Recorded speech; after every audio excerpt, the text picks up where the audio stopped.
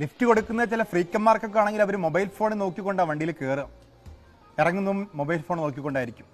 നന്ദി സൂചകമായി ചിരിക്കുകയോ അവർ മുഖത്തേക്ക് നോക്കുക പോലും ചെയ്യില്ല. പക്ഷേ എനിക്കൊരു അനുഭവമുണ്ട്. ഞാൻ പുലർച്ചയ്ക്ക് ഇങ്ങനെ മോർണിംഗ് ഡ്യൂട്ടിക്ക് വേണ്ടിയിട്ട് ഇങ്ങനെ വരുന്ന സമയത്തും എൻ്റെ വീട്ടിൻ്റെ അരക്കിണർ ബസ് സ്റ്റോപ്പിന് അവിടെ ഒരു വയോധികൻ വെള്ളമുണ്ടും വെള്ള ഷർട്ടും ധരിച്ചൊരു വടിയും കുത്തിപ്പിടിച്ച് നിൽക്കുന്നുണ്ടാവും. അദ്ദേഹം എന്നെ കാണുമ്പോൾ ഇങ്ങനെ ദൂരെ നിന്ന് കാണുമ്പോഴേ കൈ കാണിക്കും. ഞാനവിടെ നിർത്തും. വേച്ചുകൊണ്ട് വിറച്ചുകൊണ്ട് അദ്ദേഹം എൻ്റെ വണ്ടിയിൽ കയറും. 900 മീറ്റർ മാത്രം അകലെയാണ് പള്ളിയുള്ളത്. ആ 900 മീറ്റർ അകലെയുള്ള പള്ളിയിലേക്ക് എത്തുന്നത് വരെ അദ്ദേഹം എന്നോട് സംസാരിച്ചു കൊണ്ടേയിരിക്കും. ഏറ്റവും വേണ്ടപ്പെട്ട ഒരാളോടെന്ന മട്ടിൽ അദ്ദേഹം പറയും, പുലർച്ചയ്ക്ക് സുബഹി ബാങ്ക് കൊടുത്ത് പള്ളി മിനാരങ്ങളിൽ നിന്ന് അസ്സലാത്തു ഹൈറും മിനന്നൗ എന്ന് പറയുമ്പോൾ മക്കളെയൊക്കെ വിളിച്ചുണർത്തും നിസ്കരിക്കാൻ വേണ്ടി. ആരും എണീക്കില്ല. പേരക്കുട്ടികൾ 2 ആൺകുട്ടികളുണ്ട്, 2 പേരും എണീക്കില്ല.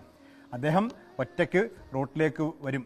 വെട്ടവും വെളിച്ചവും ഇല്ലാത്ത ആ പുലർക്കാലത്ത് അദ്ദേഹം ഇങ്ങനെ വണ്ടിക്ക് കൈ കാണിക്കും. അദ്ദേഹം പറയും, മനുഷ്യരെ തിരിച്ചറിയുന്ന ആരെങ്കിലുമൊക്കെ ഉണ്ടാവുമല്ലോ, അവർ നിർത്തും. അങ്ങനെ 900 മീറ്ററുള്ള ആ പള്ളിക്ക് മുമ്പിൽ ഇറങ്ങുന്ന സമയത്ത് അദ്ദേഹം എൻ്റെ കണ്ണിൽ നോക്കിക്കൊണ്ട് പറയും, അല്ലാഹു തആല തൗഫീഖ് ചെയ്യുമാറാവട്ടെ.